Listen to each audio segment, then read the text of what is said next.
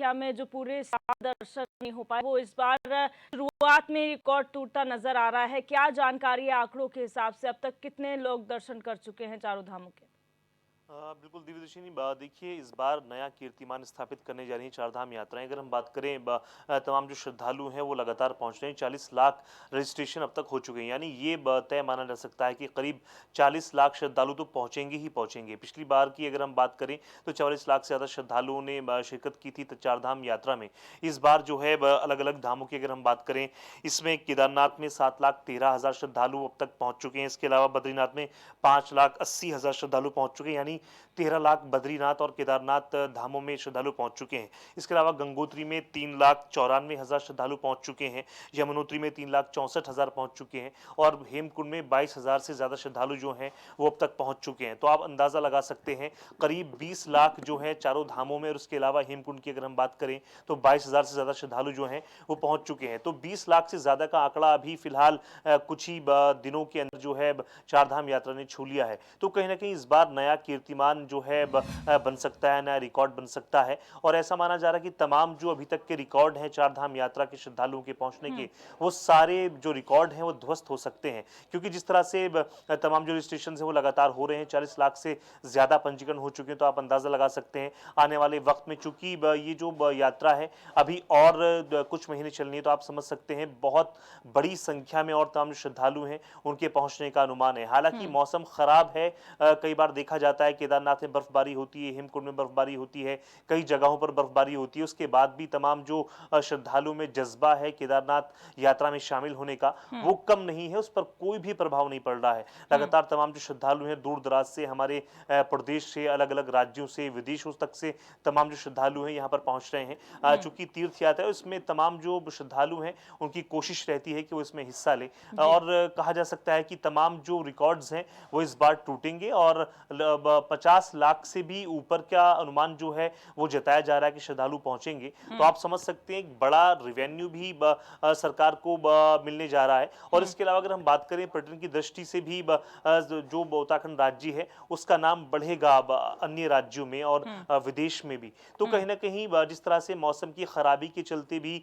तमाम जो श्रद्धालु हैं उनके आने का जो जज्बा है वो कम नहीं हो रहा है। तो अब जो एक नया रिकॉर्ड है वो स्थापित होने जा रहा है। बिल्कुल अस्करी, और अगर बात करें, कुछ यात्रियों ने अपनी जान भी इस यात्रा में गंवाई है ड्यू टू मेडिकल कंडीशंस। तो ऐसे में पिछली बार क्योंकि काफ़ी सारे लोगों की मौत इसलिए हुई थी क्योंकि व्यवस्थाएं सुदृढ़ नहीं थी, वहाँ पर अच्छी व्यवस्थाएं हेल्थ के लिहाज से ठीक नहीं थी। लेकिन इस बार जिससे अतिरिक्त व्यवस्थाएं की गई हैं, हेल्थ एटीएम स्थापित करना हो या फिर एम्बुलेंसेस की अतिरिक्त व्यवस्था की गई हो, स्पेशलिस्ट डॉक्टर्स की व्यवस्था हो, ये तमाम व्यवस्थाओं के बाद किस तरीके से नज़र आ रहा है, क्या बेहतरी इस बार देखने को मिली है?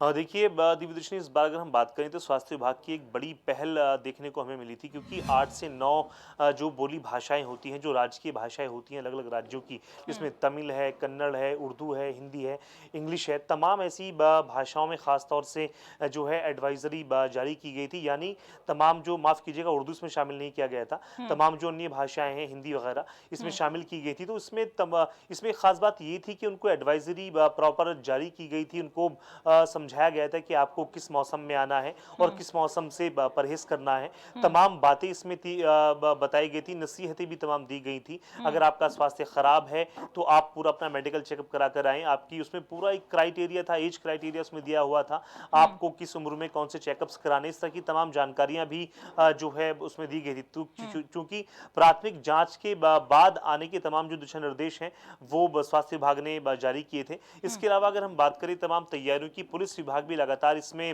वीडियो के माध्यम से जो है संदेश देता रहा है। जिस तरह से अगर हम बात करें, डीजीपी अशोक कुमार के भी कई बार संदेश सोशल मीडिया पे वायरल हुए, जिसमें उन्होंने तमाम जो मौसम है उसके दृष्टिकोण से भी बात रखते हुए, और तमाम जो ऐसे श्रद्धालु हैं जो 50 से जिनकी उम्र 50 से ऊपर है, उनको खास तौर से हिदायत दी गई थी कि आप बिना अपना मेडिकल परीक्षण कराएं तीर्थ यात्राओं में शामिल ना हो। क्योंकि पिछली बार की अगर हम बात करें तो कुछ मौतें हुई थी, लेकिन इस बार वो आंकड़ा आंकड़ा जो है कुछ कम है, क्योंकि लगातार जो है एडवाइजरी वक्त पर भेजी गई है। इसके अलावा तमाम जो स्वास्थ्य महकमा है वो भी इसमें बढ़ चढ़कर हिस्सा ले रहा है। लेकिन जो स्थानीय प्रशासन उसकी अगर हम बात करें, वो भी इसमें जिस तरह से हेमकुंड में कई बार देखा जाता रहा है कि बर्फबारी हुई है, कई धामों में बर्फबारी हुई है, तो बर्फ को हटाने का काम भी समय पर प्रशासन ने किया है। क्योंकि अगर कुछ भी कमियां नजर आती तो तमाम जो श्रद्धालु वहां पर पहुंचे हैं, चूंकि सोशल मीडिया का जमाना है, सोशल मीडिया से लोग अपनी अपनी वीडियोस बनाकर डालते हैं, पोस्ट करते हैं,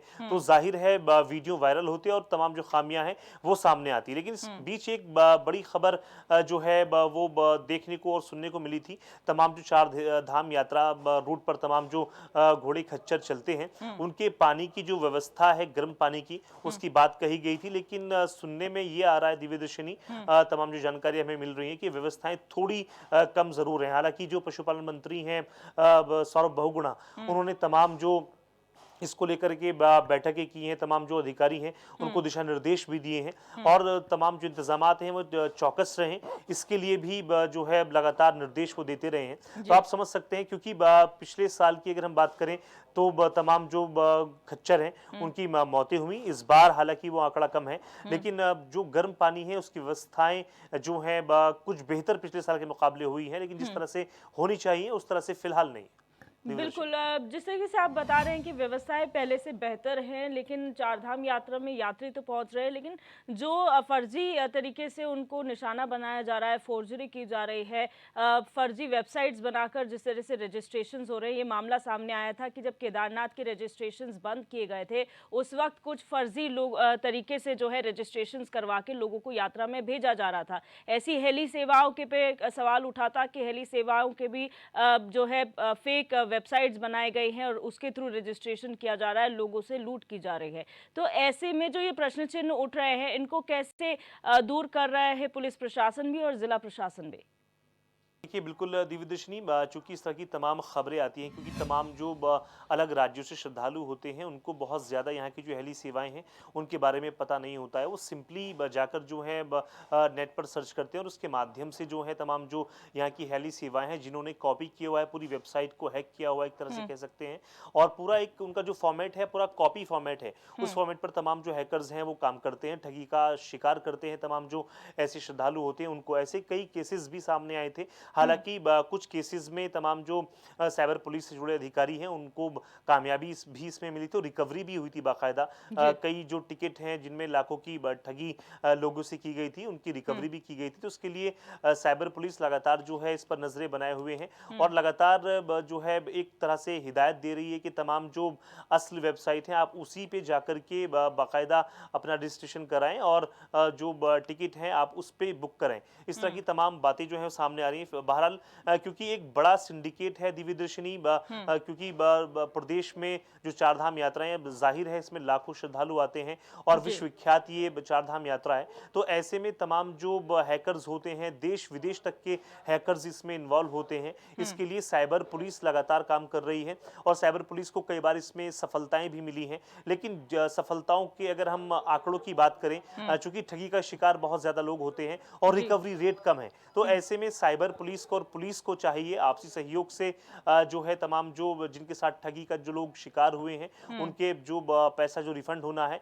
क्योंकि कई ऐसे केस अभी भी पेंडिंग है जिनकी जो टिकटों का पैसा है वो रिफंड नहीं हुआ है। हालांकि कुछ केसेस में पुलिस को सफलता जरूर मिली है, क्योंकि जिस तरह से हमने तमाम जानकारियां निकाली है, ये एक बड़ा सिंडिकेट होता है, इसमें सैकड़ों लोग इन्वॉल्व रहते हैं। एक कंपनी की तरह ये पूरा जो सिंडिकेट है वो काम करता है, पूरा कोऑर्डिनेशन होता है, हाईटेक होते हैं, पूरी नॉलेज उनको आईटी की होती है। तो आप समझ सकते हैं एक बड़ी जो है जो हैकर्स हैं वो काम करते हैं। उन पे खैर अंकुश लगाने के लिए जो साइबर पुलिस है वो लगातार काम कर रही है। फिलहाल देखना होगा दिव्यदर्शिनी आने वाले वक्त में कितना रिकवरी रेट जो है वो बढ़ता है, तमाम जो श्रद्धालु जो ठगी का शिकार हुए हैं उनके पैसे कितने रिफंड होते हैं टिकट्स।